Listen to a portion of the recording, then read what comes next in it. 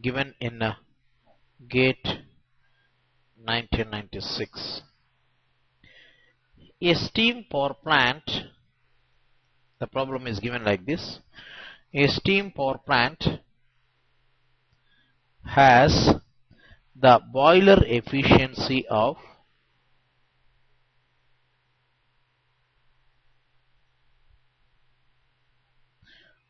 92%,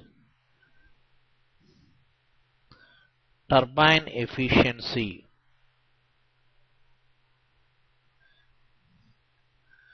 mechanical of 94%, generator efficiency of 95%, and Rankine cycle efficiency, that is cycle efficiency as given, which means Rankine cycle efficiency of 44%. If 6% of generated power is used to run the auxiliaries,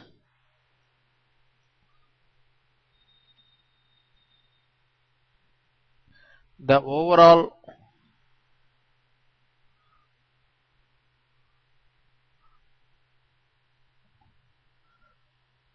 plant efficiency is A 34%, B 39%, C 45%, D 30%. The solution to this problem is given like this. The overall plant efficiency is the product of boiler efficiency and mechanical turbine efficiency and efficiency of the generator and Rankine cycle efficiency into, because 6% of generated power is used to run the auxiliaries, remaining 94% will be available for power conversion, electric power generation, which means 94% is power is available for being converted to the electric power. So this results in 0.92 into 0.94 into 0.95 into 0.44 into 0.94. The result will be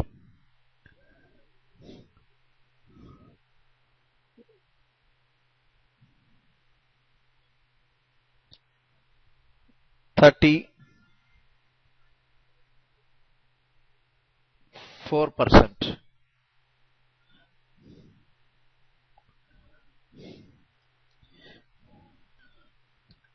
Now I shall give a problem on reheat Rankine cycle. The problem is given like this.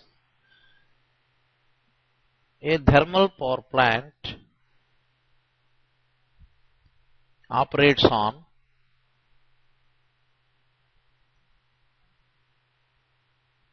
Rankine cycle with reheat modification.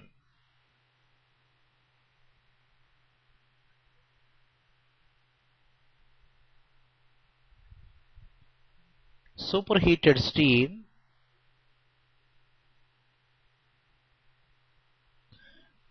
at 2.5 megapascal and 250 degrees centigrade enters a turbine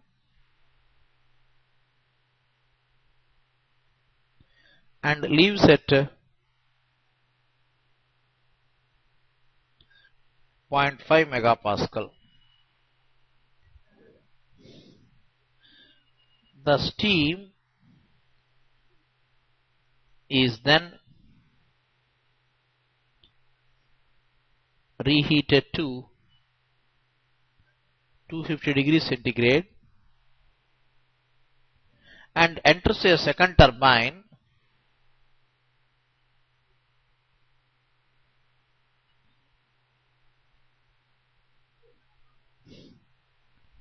and leaves at a condenser pressure of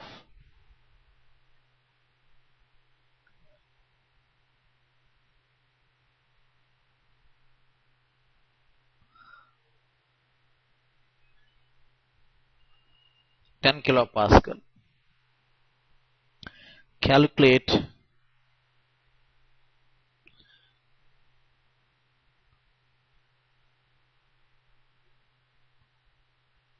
thermal efficiency of the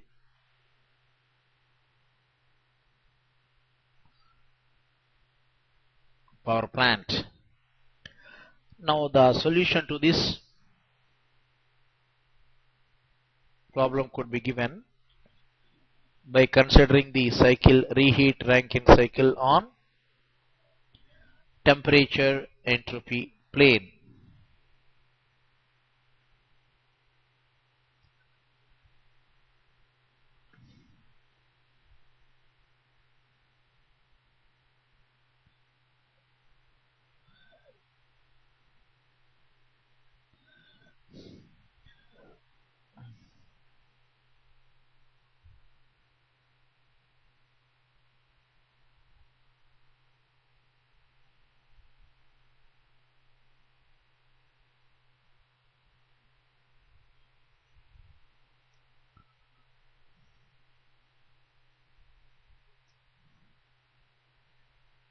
The peak temperature is same 250 degrees centigrade. 1, 2, 3, 4, 5, 6, 7. This is 4 to 5 is expansion in high pressure turbine. 2 to 5 to 6. 5 to 6 is reheating and 6 to 7 is expansion in low pressure turbine. Considering the steam properties, steam at 2.5 megapascal and 250 degrees centigrade, the properties of steam are H4, that is its soup, is 2880.1 kilojoule per kg. Entropy S4 is 6.4085 kilojoule per kg Kelvin. Steam at 0.5 megapascal, HF is equal to 640.23 kilojoule per kg. HFG is 2108.5 kilojoule per kg. SF is equal to 1.8607 kilojoule per kg Kelvin. SFG 4.96 kilojoule per kg Kelvin. These are the properties given at 0.5 megapascal. Therefore, for high pressure turbine, if you equate the S4 is equal to S5, 6.4085 is equal to plus X5 into 4.96. We get a dryness fraction X5 as 0.9168. Implies enthalpy at state 5 is calculated as 640.23 plus 0.9168 into 2108.5, 2573.3 kilojoule per kg. Steam at 0.5 megapascal and 250 degrees centigrade, if you take the properties,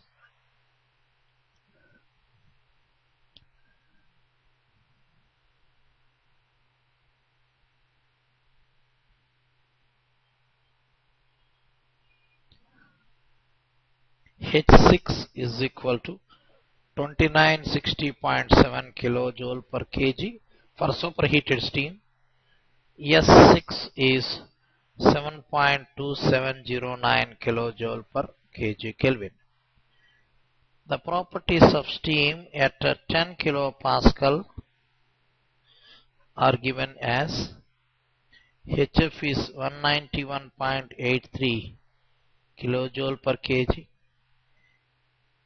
HFG is equal to 2392.8 kilojoule per kg, VF is 0.001 meter cube per kg, SF is 0.6493 kilojoule per kg Kelvin, SFG is given as 7.5 kilojoule per kg Kelvin. For low pressure turbine,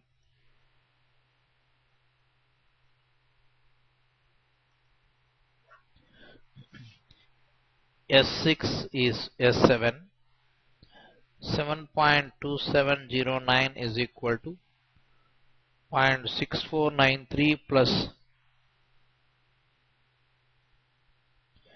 into X7, from which dryness fraction of the steam after low pressure turbine expansion is given as 0.8828, from which H7 can be calculated as plus 0.8828 into 2392.8. This is given as 2304.19 kilojoule per kg. For H2 minus H1 is the pump work, which is given as specific volume of the water into change in pressure, that is across the pump, that is boiler pressure minus condenser pressure, which is calculated as 0.001 into 2.5 into 10 cube, that is the boiler pressure, minus 10 kilopascal, that is condenser pressure. The pump work is obtained as 2.51 kilojoule per kg. The enthalpy of water at the exit of the pump is H2 is equal to H1, that is 191.83 plus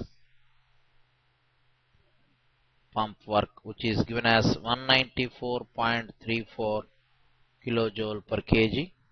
Therefore, thermal efficiency of the reheat Rankine cycle is equal to H4 minus H5, that is high pressure turbine work, plus H6 minus H7, that is low pressure turbine work, minus pump work, that is H2 minus H1, divided by H4 minus H2, that is heat supplied in the boiler, plus H6 minus H5, that is heat supplied in the reheater. Substituting all the values,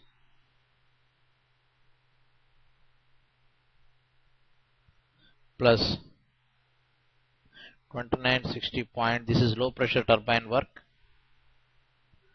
Difference of enthalpy across the low pressure turbine is this, minus 2.51, that is pump work, divided by heat supplied in the boiler plus heat supplied in the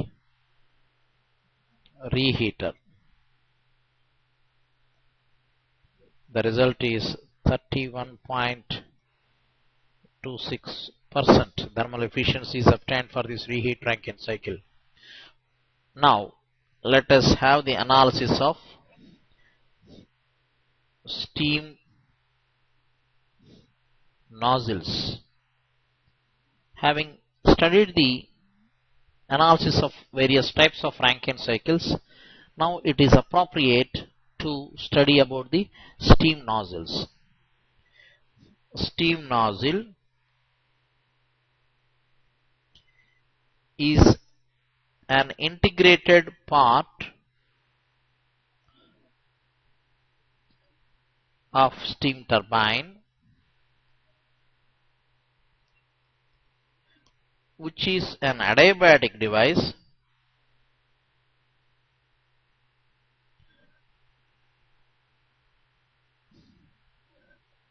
in which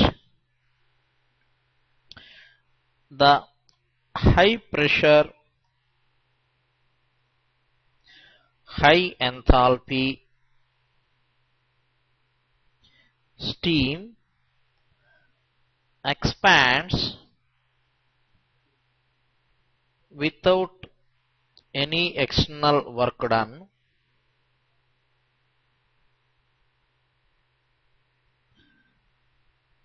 thereby the kinetic energy of steam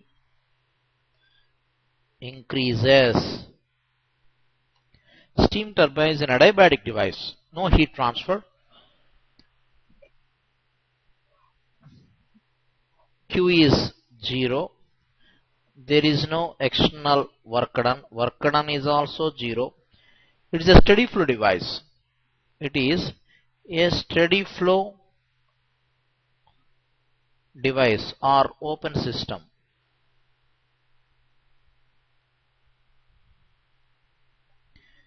Into the nozzle there is high pressure, high temperature, high enthalpy steam enters at very low velocity. The inlet velocities are almost negligible, but by the time the steam leaves the nozzle, it has got very high velocity, low pressure and a low enthalpy. The expansion occurs adiabatically inside the varying area duct. Nozzle is a varying area duct. Applying steady flow energy equation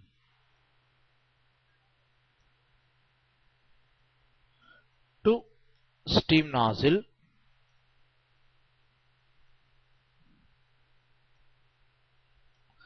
now nozzle is supposed to be having 3 sections. It is a converging diverging nozzle. Inlet section is 1. The area which is minimum, area is minimum at throat section. That section is called as throat section, and the exit section. So as such, the convergent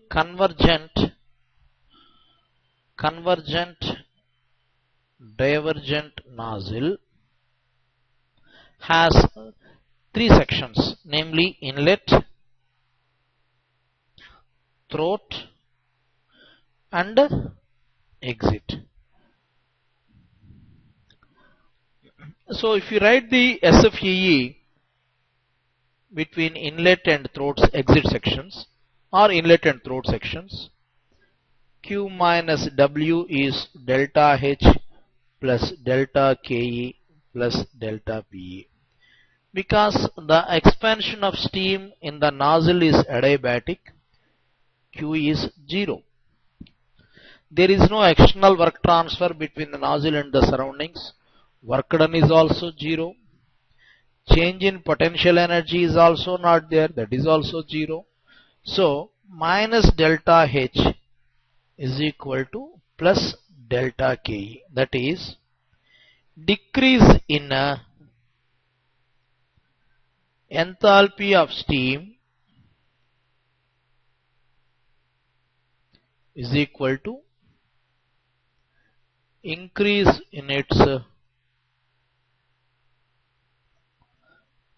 kinetic energy. If you apply this equation between inlet and throat, H1 minus H2 is equal to V2 square minus V1 square by 2, so many joule per kg. Neglecting inlet velocity of steam, that is V1 is almost tending to 0. The velocity of steam at throat section is equal to V2 is equal to square root of the why 10 cube is written because usually the enthalpies are given in kilojoule per kg. If the enthalpies are given in joule per kg, then we do not have to write this 10 cube. Similarly, velocity of steam at exit section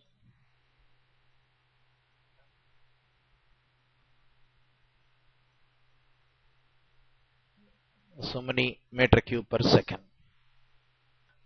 Now, writing the continuity equation or conservation of mass, law of conservation of mass flow rate of steam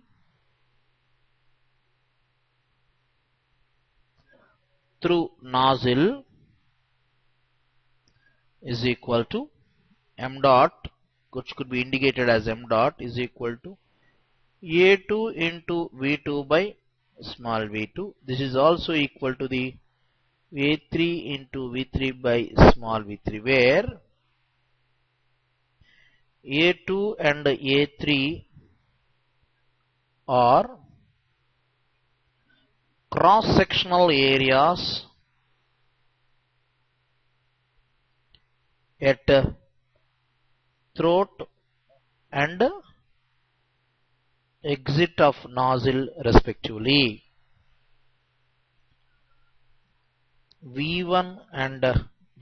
V2 and V3 are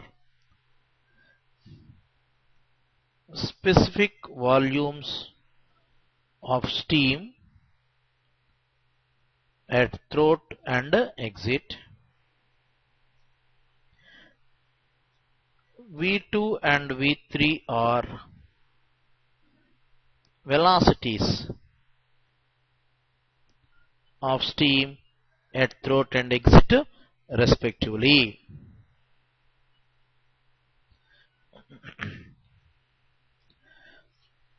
Now,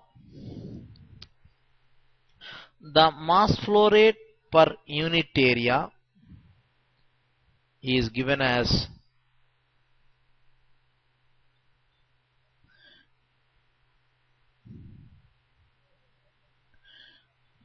that is kg per second per meter square of the nozzle.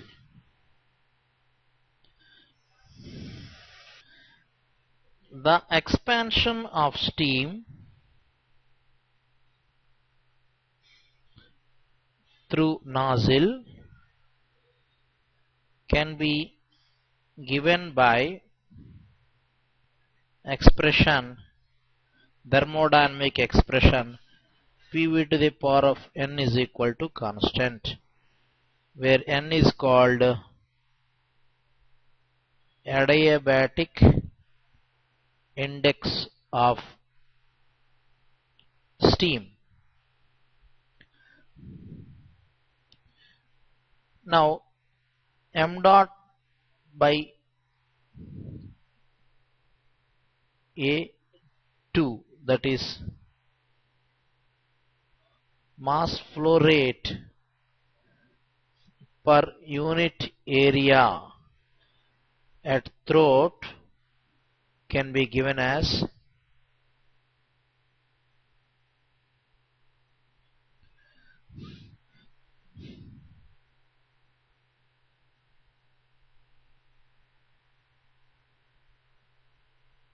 where V2 is the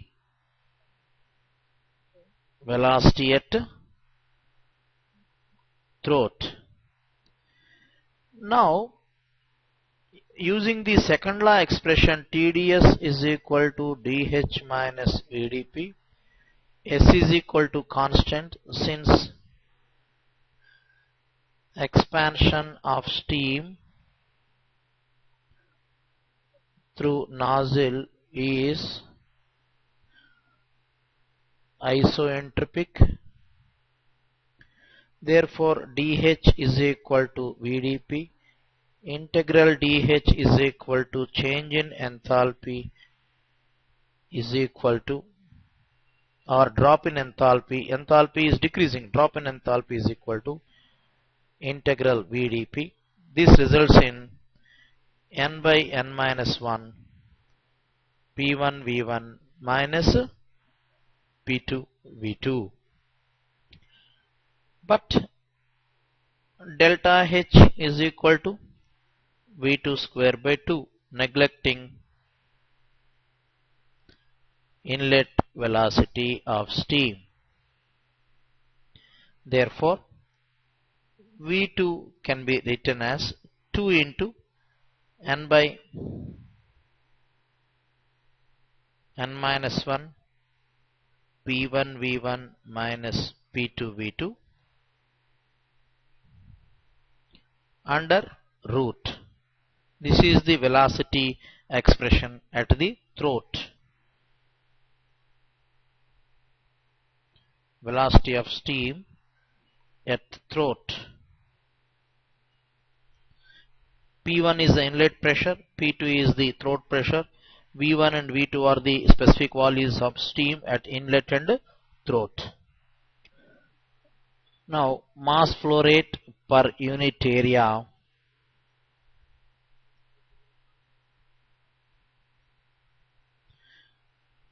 at throat section can be written as square root of 2 into n by n minus 1 P1 V1 minus P2 V2 divided by V2.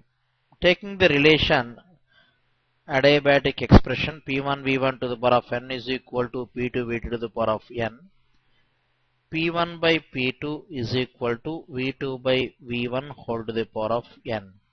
Therefore V2 can be written as P1 by P2 whole to the power of 1 by n into V1. Substituting this expression in the above mass flow rate per unit area formula, we get 2 into n by n minus 1. If we take the P1 V1 common, you will get 1 minus P2 V2 by P1 V1 divided by V2 here is written as P1 by P2 whole to the power of 1 by n into V1. Now this can be rearranged as 2 into n by n minus 1 P1 V1 into 1 minus P2 by P1 whole to the power of n minus 1 by n. Taking the denominator into the square root, we get P1 by P2 whole to the power of 2 by n into V1 square. This V1 and square gets cancelled. You get square root of 2 into n by n minus 1 into P1 by V1 into P2 by P1 whole to the power of 2 by n minus P2 by P1 whole to the power of n minus 1 by n plus 2 by n.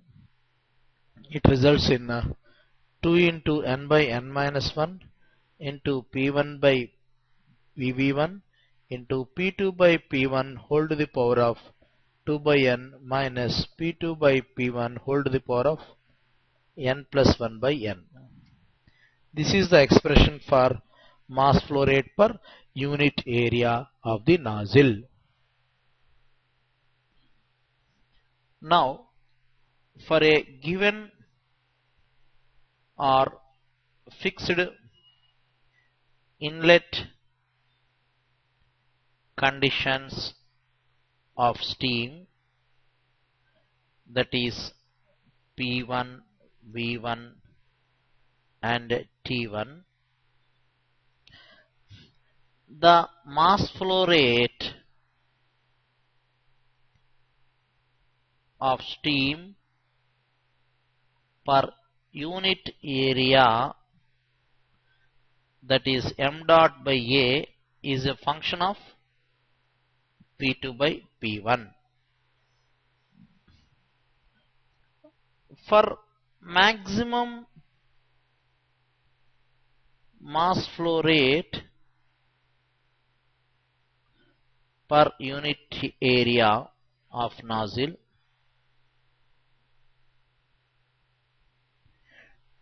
d m dot by a d by, we are differentiating mass flow rate per unit area function with respect to P2 by P1, implies d by dP2 by P1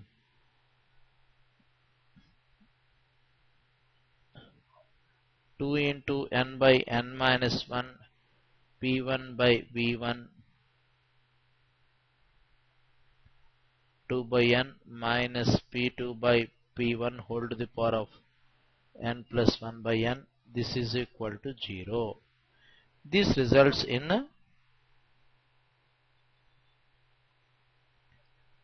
2 by n minus 1 minus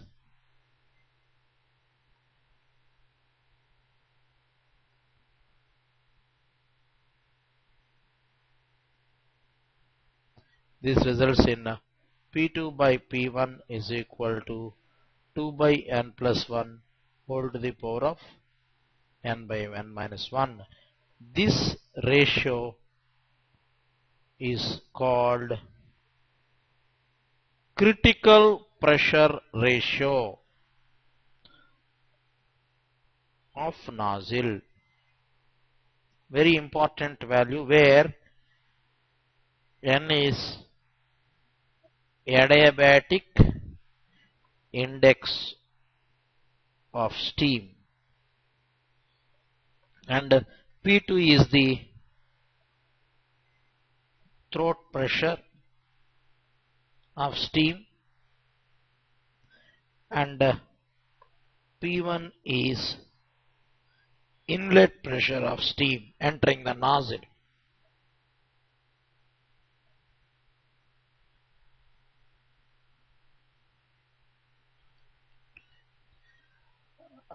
The adiabatic index n value is different for different states of steam. For superheated steam, initially superheated steam, n is equal to 1.3. For dry saturated steam, n is equal to 1.13. For wet steam, n is equal to 1.01 plus 0.1 into x, where x is the dryness fraction of steam. Now let us discuss about what is the real significance, physical significance of critical pressure ratio.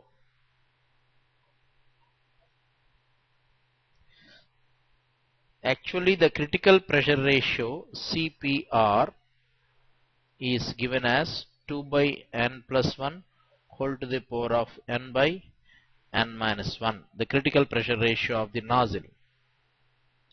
What is the real meaning of this? Now we can state like this. For a given fixed inlet conditions of steam, there is only a certain maximum mass flow rate of steam that can prevail, that can pass through the nozzle. When this maximum mass flow rate is happening through the nozzle, the ratio between throat pressure of steam and the inlet pressure of steam is known as critical pressure ratio. Once the critical pressure is reached at the throat, whatever may be the exit conditions modified or changed, the mass flow rate of steam could never increase beyond this maximum mass flow rate. So we shall take a note of it. For a given fixed inlet conditions of steam at the nozzle, there is only one definite value of maximum mass flow rate of steam through the nozzle.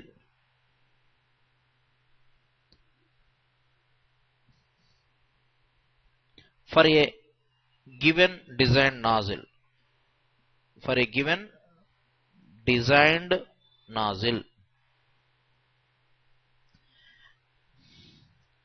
when this maximum mass flow rate of steam is happening through the nozzle,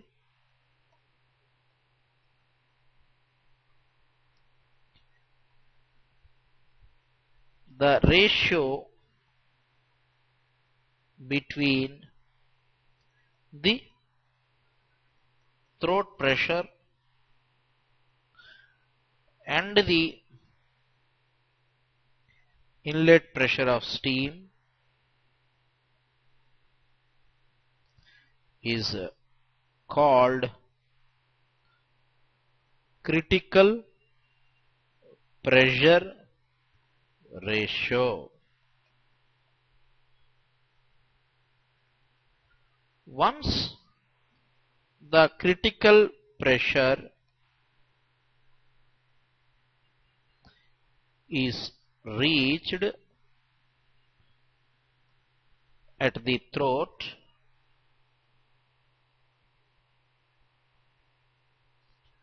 whatever decrease happens at the exit,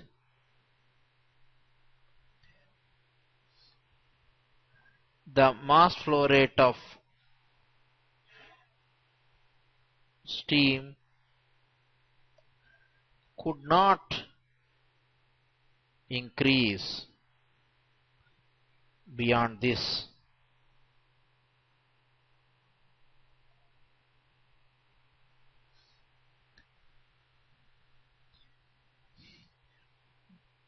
When the maximum mass flow rate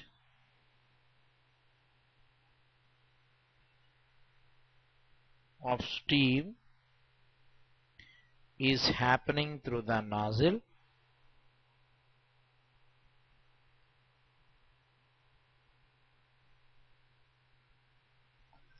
the nozzle is said to be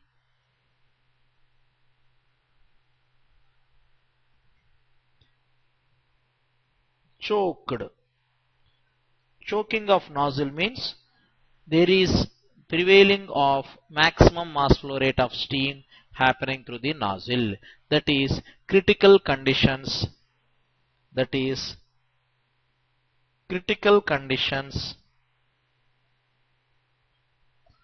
Of steam are seen at the throat.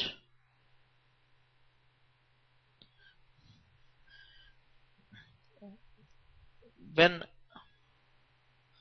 nozzle is choked,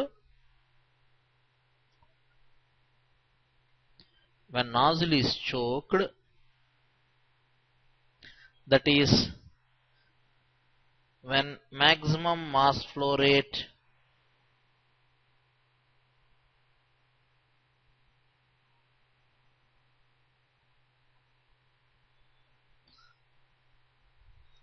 is occurring, the flow of steam in the converging portion is subsonic, it is sonic at the throat, and it is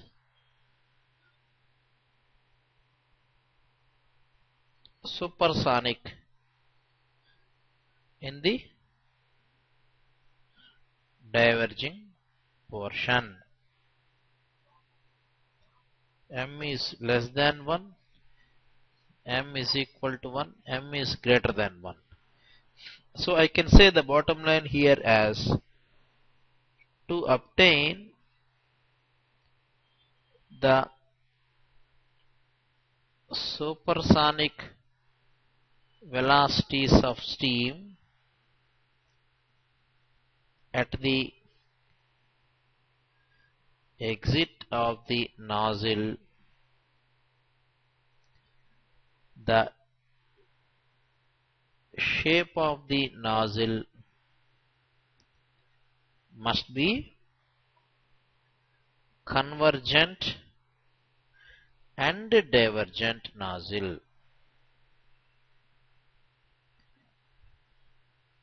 A convergent nozzle could never provide supersonic velocities at its exit. A convergent nozzle cannot give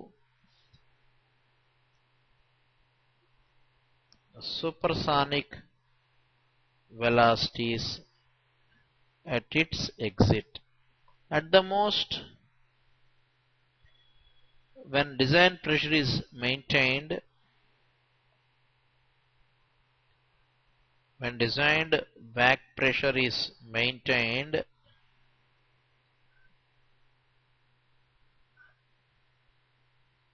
at its exit, the convergent nozzle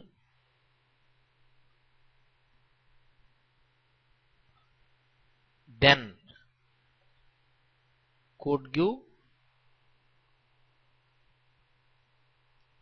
sonic velocities at its exit. The critical pressure ratio values for